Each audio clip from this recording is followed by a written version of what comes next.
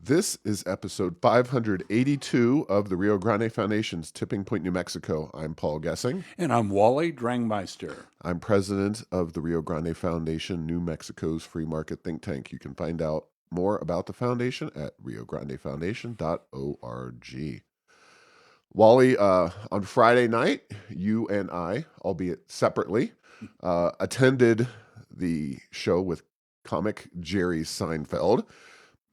Jerry did a great job. He's a very funny guy, and it was a sold-out performance at a, an amphitheater within the Albuquerque Convention Center, so right there in downtown Albuquerque. And while this is a politically oriented show, and Jerry Seinfeld is, I think, one of the least politically, controversial, not somebody who even jokes much about politics in Yeah. his performances, it managed to become a politically kind of toxic event in a lot of ways with pro-Palestine protesters right out front of the door. So, there's a lot to unpack here, but why don't you get it started? Well, the thing is there weren't that many protesters. They had their drum and they had their bullhorn and they were very loud. But to get attention, they had to be right in front of the door because Mhm. it wasn't like if they were anywhere else, anyone would pay any attention at all. And they seemed to think that Jerry Seinfeld's policies were, you know, not supportive of their position. And, to be honest, one of the things, just to wrap it all up, Jerry did mention that during his performance that he thought the protesters might have overestimated his amount of political pull in terms of determining what does happen in the Israeli war. But the people were there certainly had their chance and that were bad rhymes and not very effective. There's a little pushing right as I was getting there, and that was about all that happened, I think, from a negative point of view. But it was loud and obnoxious, no question about that.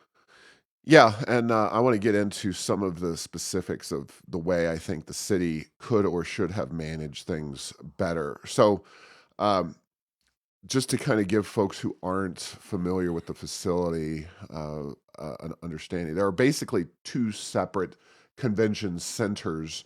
Uh, the other section, further east, Hmm. is being used by the track and field folks. The entrance that was open for the Kiva Auditorium was on Second Street, but there is an entrance to the building on the Third Street side, Yes. which was locked because we parked on the Civic Plaza side, which would naturally take us into the Third Street side, but that was closed. And I find it astonishing that the city or whoever was involved in security would rather have everybody have to literally pass in between the protesters because they were right at the door. In fact, there were times when, due to the security lines and the ticketing lines, that people were just having to stand amongst the protesters outside and be among them. Hmm. Not good public safety kind of approach there. Would have been far easier. And I get it. You've got to have a certain amount of security to keep the rabble, so to speak, outside of the building. But the city should have done a better job and been more prepared with regard to allowing people into the building from multiple different angles that they could avoid conflict with the protesters because this was very well documented that they were going to be there. But just the logistics were that there was no other way into the building. I think maybe if you had come in through the parking garage that you might have avoided it. I'm not Right. 100% sure. But anyway, we parked in Civic Plaza and there's some details on that. So anyway, I saw you at the entrance, so you were coming in and dealing with the same situation. The line ebbed and flowed, And there, fortunately, my wife and I didn't have to stand outside amongst the protesters, but other people certainly did. And that's not good. It's not a welcoming thing for the city. And the city needs to do a better job. I mean, newsflash: City of Albuquerque needs to do a better job of public safety. I know uh, Right. that's a shocker, but anyway, any last thoughts on that? Well, just think back a few years when there was a Trump rally and what efforts they went to keep the protesters and the folks entering the event separate, and there was none of that here. So they could have had a, they could have, this is one of woulda, coulda, shoulda. They could have easily had a way to where that the protesters, you have to be here and it won't impede people coming into the building, and you could still do all your protesting that you wanted, but that certainly wasn't how that worked out. Now, more of a potpourri in terms of different things. One is the protest was organized by the Party for Socialism and Liberation. So you get an idea of where their politics are from. Uh, I do think it is a dangerous trend in our society, broadly speaking. Whatever their political views and opinions, going to protest a government representative, and I happen to uh, be in the same building. Our offices are in the same building as Martin Heinrich's at the Sims building downtown, and there have been a number of protests there. Eh, I get it. At least you're protesting the right people. If Biden were to come to town or travel, protest him. Stansbury, Vasquez, Leger Fernandez, Ben Ray Lujan, cabinet level officials, heck, even Sandia National Labs. Those are at least people who are involved in this policy-making environment. As Seinfeld pointed out, he's not exactly a guy who has a direct line to Biden. I mean, you never know with Biden, but hopefully he's not taking his cues from Seinfeld, other other Other, comedians or rappers or whoever. Uh, but just because basically the guy is Jewish, that is scary and not not cool, so to yeah, speak. yeah, yeah. There is this Israeli conflict. The most recent one has certainly brought way, way, way more. I would call it just generically anti-Semitic behavior than I've seen really the rest of my life that I was conscious. I saw maybe the first 5 years, but from the mid '60s until this last year, I've seen more in the last few months than I have the rest of my life combined. Totally agree. And I want to add, because the media and their reaction to these kinds of things, and first and foremost, what we're talking about is not just Seinfeld. During the same week, a Israeli, or no, I don't think he's Israeli, but a Jewish rapper was set to perform at Meow Wolf. Now, I would argue that outside of maybe the Balloon Fiesta, Meow Wolf is the single biggest cultural product of the state of New Mexico, given that its original site is here and they have facilities in Denver and Vegas. It's a big deal. They put their name on the jerseys of the United soccer team. The Meow Wolf is a very big thing with their they're a collective, so they are definitely organized along left wing principles. They're artists. They're Santa Fe. The head of their foundation is none other than Martin Heinrich's wife. Hmm. So, but this group, not the foundation necessarily, don't think she had any role in this, but Meow Wolf uh, workers essentially made the decision within a day or two of this rapper performing at their facility that they no longer wanted him there. Hmm. Now he was much more pro-Zionist, whatever. I understand that he is a much more politically engaged figure, but again, if you can't host events with people or organizations that you don't necessarily see eye to eye 100% with, it's just a troubling trend in our society. Uh, and I think Meow Wolf's name has been gold in New Mexico Right. and across the nation up until this incident. And I think that there's going to be some pushback and blowback for them with this. And I would hate to see Meow Wolf, of all things, uh, go down a dark path there if they let their employees or whoever, whatever they are in that collective environment. They're Uh, cast members at Disney, so I'm sure they have their own special term there at Meow Wolf. So Yeah, so definitely troubling there. And then, of course, we would be remiss if we didn't comment on the media portrayal of these events. And, I think it goes without saying, Wally, that if a bunch of right wingers, conservatives, you pick the issue, whatever it is, but if it was explicitly conservative and they started protesting people who they didn't agree with merely because they were Jewish or black or Hispanic or whatever, there would be hell to pay right. with the media. Instead, we get headlines like KOAT Channel 7, who generally I like, but protesters surround events in New Mexico to make their voices heard, and other similar milquetoast admonitions or tacit support, all the way back to the governor's State of the State address when, again, they were pro-Palestine slash radical environmental protesters during her State of the State address. She did not have any harsh words for them. In fact, she said, these are good, well-intended people, courageous, etc. Just the difference between how the media and how the political infrastructure uh, looks at these groups, especially again if conservatives were to come after somebody, so to speak, for just being Jewish, for example, like Seinfeld. I don't think it would go very well for them. Yeah, and it is interesting. And so that whole thing about making your voice heard is that making it heard in and of itself doesn't seem to be working very well for them. So they need to interrupt or take advantage of another event. It's not like they're holding a rally to say to do this and getting their supporters to come do this. They're like they have to interrupt the governor's speech. They have to make it difficult to get into Seinfeld. Yeah, and in the case of Meow Wolf, I guess they made their voices heard. They didn't let the Jewish rapper rap in Santa Fe.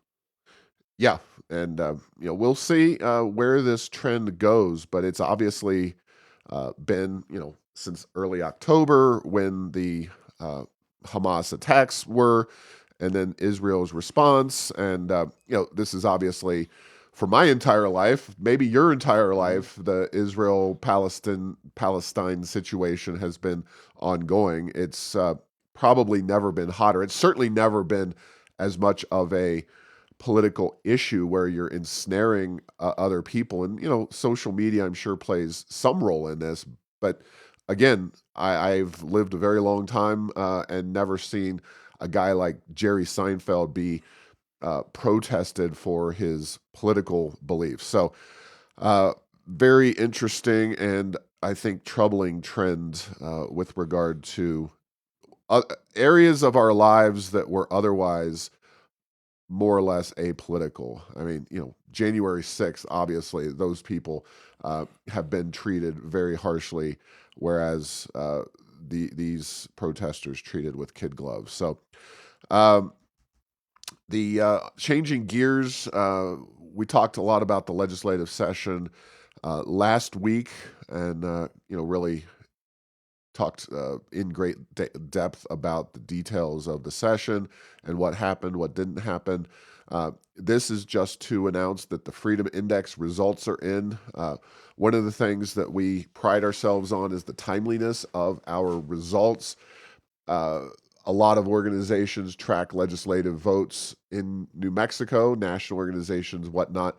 Uh, in fact, one organization just released their report card from the 2023 session, which they're better late than never, and God bless them. They at least paid attention to what happened in New Mexico. But here we try to get things done right away, and I don't think it causes our quality to uh, fall by the wayside at all. Our top vote getter overall, or top points getter, I should say, Representative Candy Ezell from the Roswell area. She hit 58 points.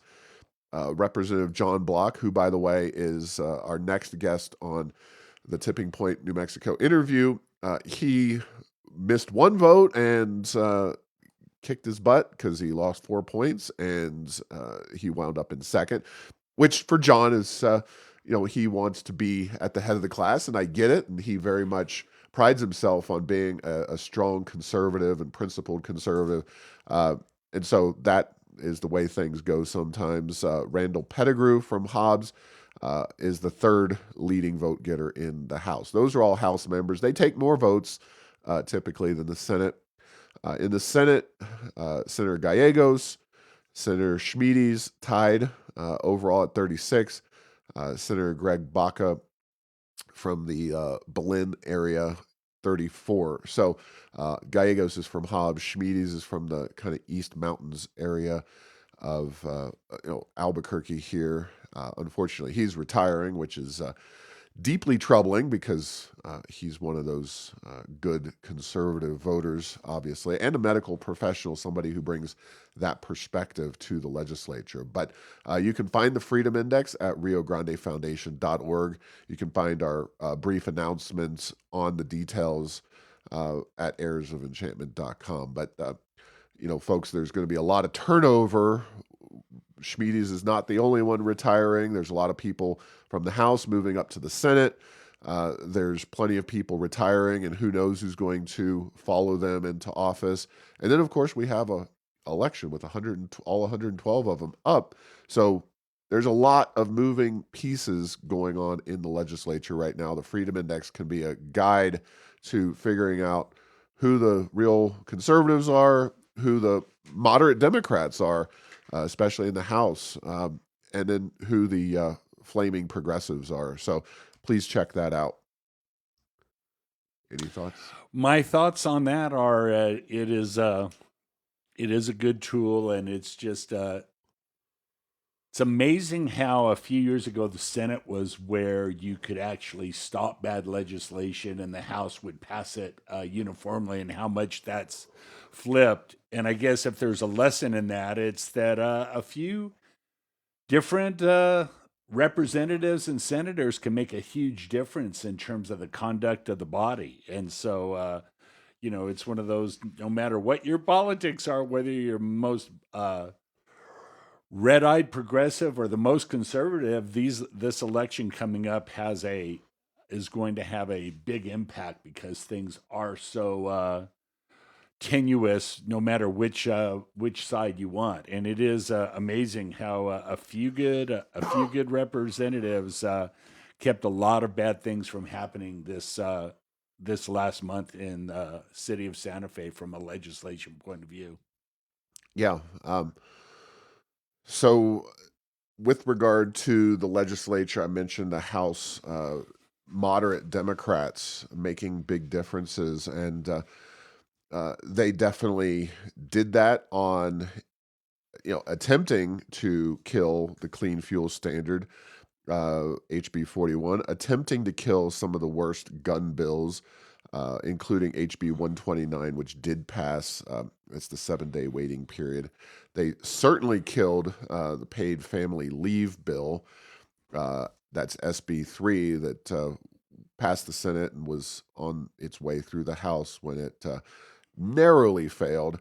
They also defended the 4-day school week from the governor and her efforts. And that's going to be one that is very interesting because the governor has already said that she's essentially either going to line item veto or flat out ignore, and that may be tied up in the courts. But the governor has made it very clear that she is moving forward with 5-day school weeks across New Mexico, no matter what parents, families, teachers, kids want in those rural districts. So stay tuned for that. There's also the prospect of a special session. The governor put that out in the wake of the closure of the session.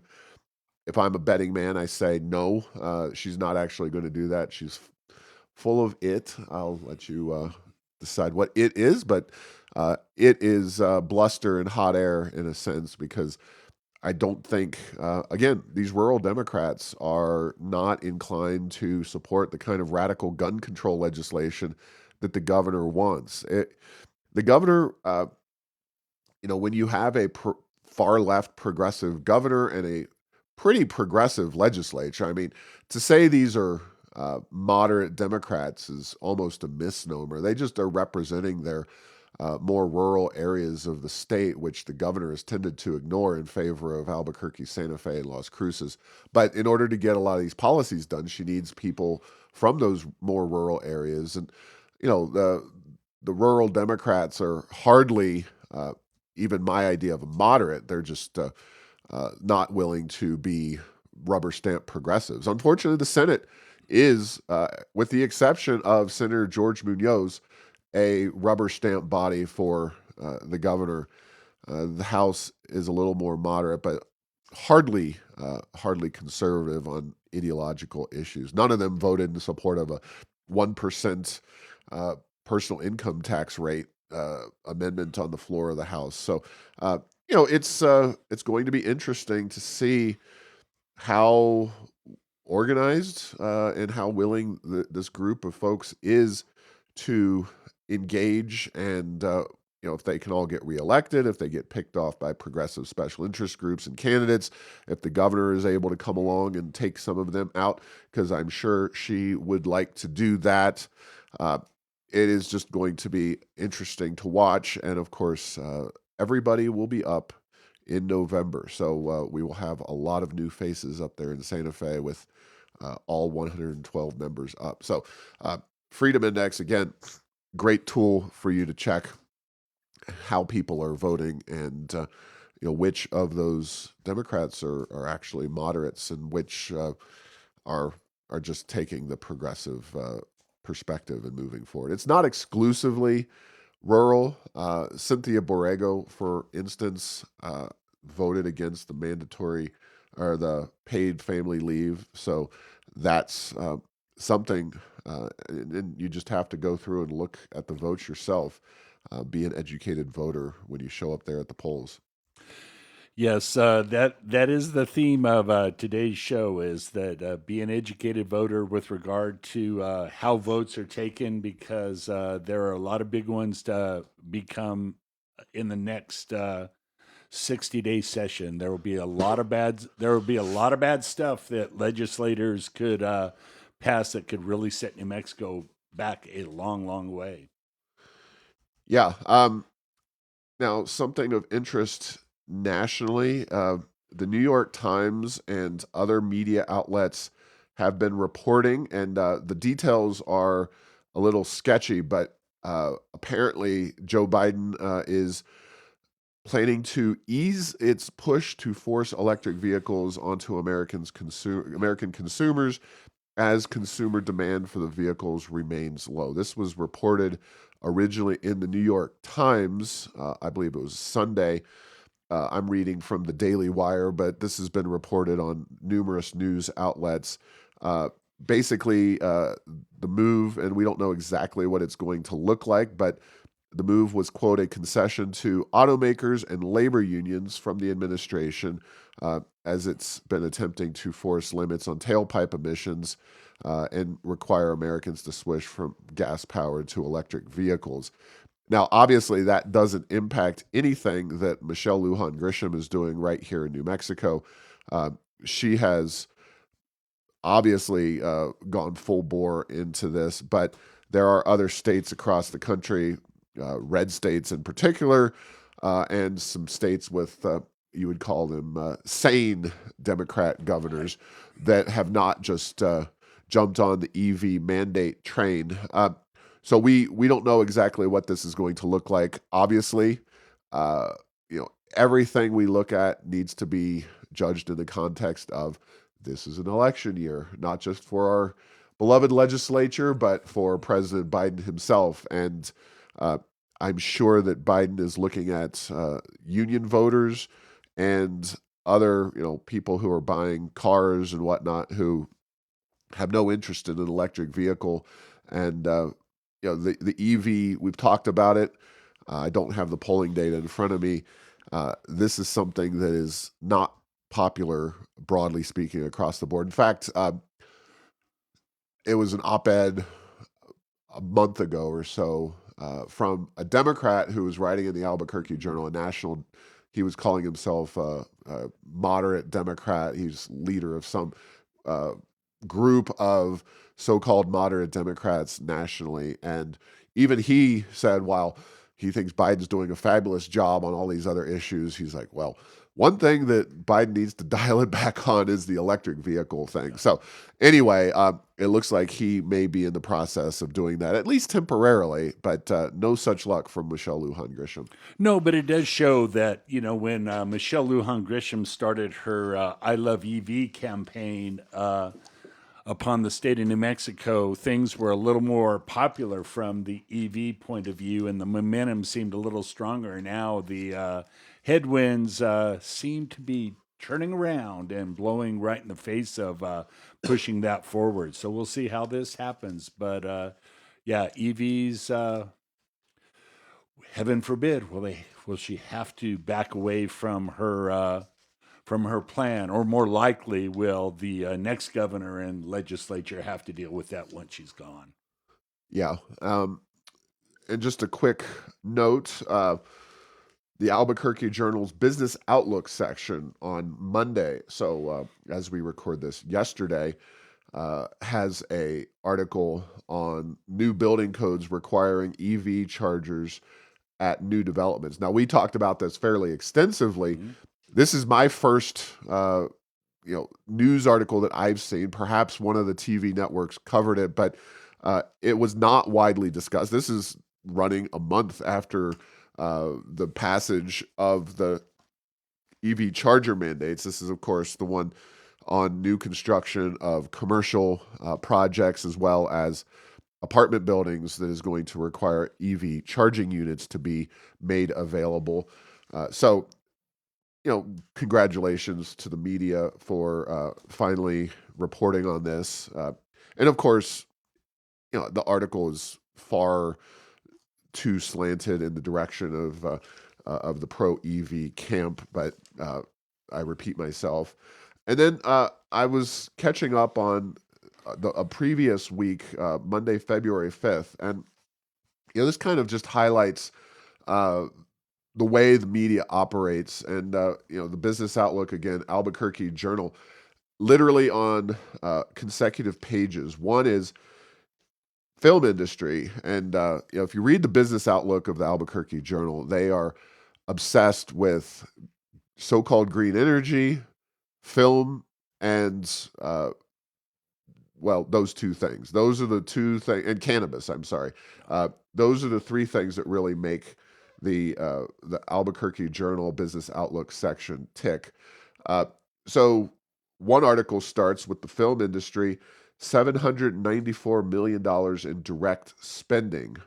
Now, $794 million in direct spending is a far cry from the actual tax revenues collected, or direct spending is a very squishy number, because if you spend $10 on a breakfast burrito, you're paying 5% of that, so 5 cents, $10, 50 cents to to the state of New Mexico in the form of taxes.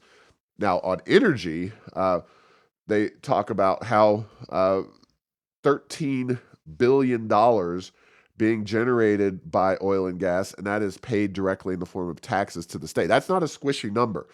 You can come up with a number of tax dollars paid by the industry, actually 13.9, so $14 billion in fiscal year 2023, a 32% increase from 2022. I understand that you can't report on oil and gas all the time, but if you are doing your reporting based on the amount of money generated for the state, film is a footnote, and that's, of course, a heavily subsidized footnote, whereas oil and gas is truly the economic driver of the state of New Mexico. And that's not changing anytime soon, folks. You can't subsidize film enough to replace that revenue. And of course, to subsidize it belies the idea that you're going to ever generate that kind of revenue. So, Yeah, you could argue, and many have, that one of the biggest beneficiaries of the oil and gas industry is the New Mexico film industry, because without the former, the latter would probably be getting no money at all. yeah, and one more story from the Business Outlook section. LEDA funds help Clovis Cannabis Company expands. Now, I think we agree that we're perfectly happy with marijuana legalization in the state of New Mexico. But LEDA, of course, being the so-called more efficient than the film industry, uh, but this is a product that is not crossing state lines. You know, it's one thing if you're using LEDA funds. We would be happy to get rid of LEDA tomorrow. I think it's a boondoggle. I think it's a bad corporate welfare program. Better than the Hollywood film subsidies, so take that one off the list first. But LEDA should definitely be considered for elimination, especially if we used some of this revenue that we had available to make New Mexico a business-friendly state. All that being said, the idea that we, the taxpayers, are going to spend $2.6 million to fund the production of a federally illegal substance for sale only in New Mexico, because again, marijuana doesn't cross state lines, or at least it's not supposed to, uh, and then be taxed heavily at the state level, and those funds collected. It makes no sense, Wally. Why are we using LEDA funds to subsidize cannabis companies? That is a good question. I will consider myself stumped on that one, Paul. It's like right now we have an oversupply both on the wholesale side as well as the retail side. And so to subsidize it further doesn't seem like that makes a whole heck of a lot of sense to me. Yeah, I mean, we oppose LEDA philosophically because you're cutting checks just like the film industry. Now, the difference is that you cut a check one time. So once this cannabis company gets up and running, theoretically, the checks will dry up from the taxpayers of the state. But you're not creating any export product. You're not marketing anything to people in Texas or out of state. And it is simply absurd that you are using these LEDA funds in order to uh, subsidize this product. If you want to encourage somehow more cannabis companies, like doesn't even make sense. But if you wanted to encourage them, which I think it's safe to say we have enough, just reduce the tax rate on them. Right. But anyway, I think that may be the official sign that we have too much money in state government here in New Mexico. Yeah, if we're subsidizing marijuana to get more of it, seems like maybe we've gone a step too far. Jump the shark, Yep. yes. All right. Well, yesterday was President's Day in the United States. Some of us, like here at the Rio Grande Foundation, were still working, but traffic was notably lighter in the morning, which was enjoyable.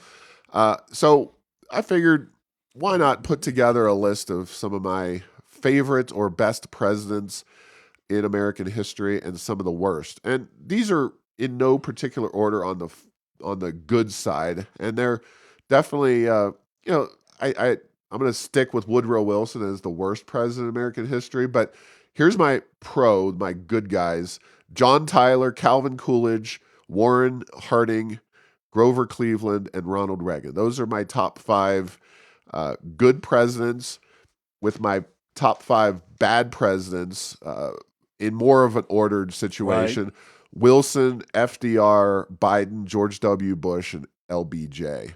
Uh, Before I hand it to you, Wally, I will only state that you can get a pattern here.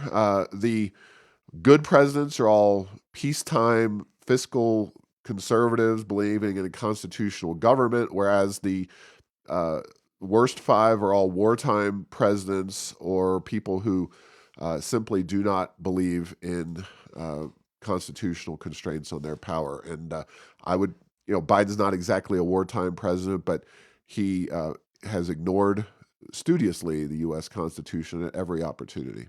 Yes, and comparing my list years, I think maybe it's a function of the part of history that I am more familiar with. But my best presidents are Washington, Lincoln, Reagan, Adams, and Jefferson. So I tilt heavily towards the first three founding fathers, along with Reagan and Lincoln.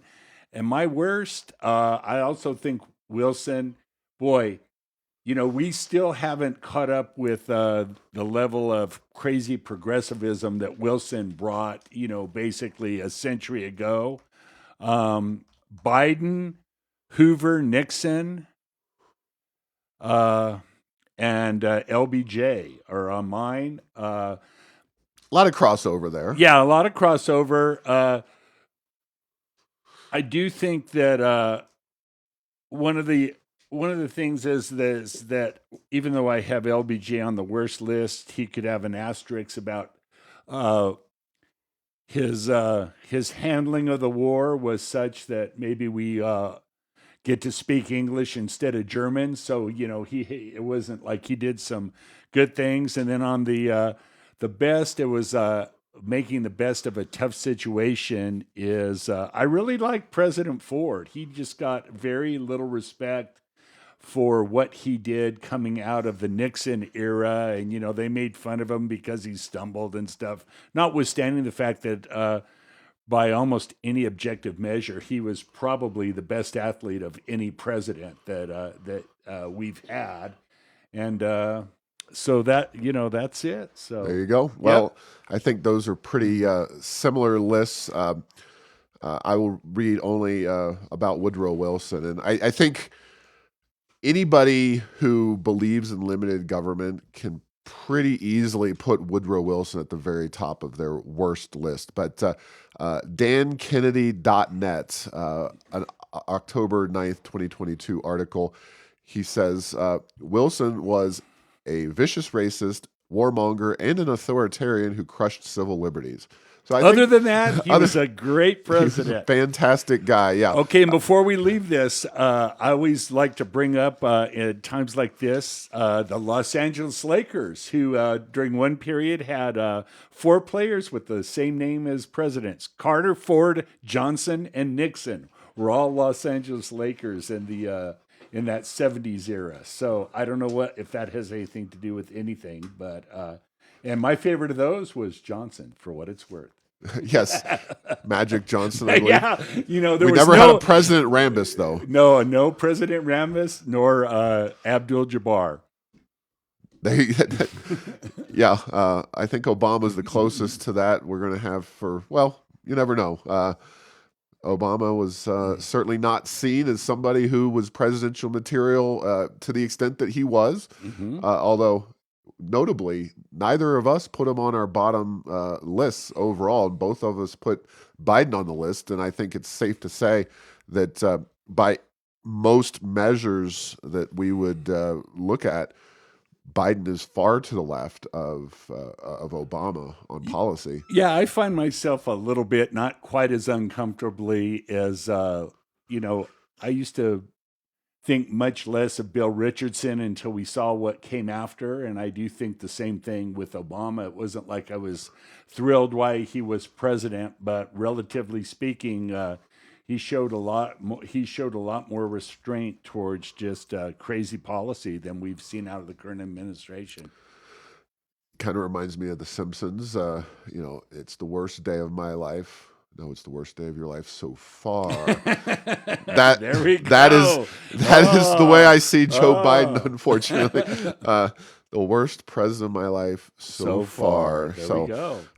God knows who could do worse. But anyway, all joking aside, if you want to see the list, comments, errorsofenchantment.com is where to go. And we'll be right back at you next week. But thanks for listening to this week's episode. Find all episodes at tippingpointsnm.com or at the Rio Grande Foundation's YouTube channel. Subscribe to the show at Apple, Stitcher, or tell Google Home to play Tipping Point New Mexico. Thanks to Path 3 Marketing for producing this show.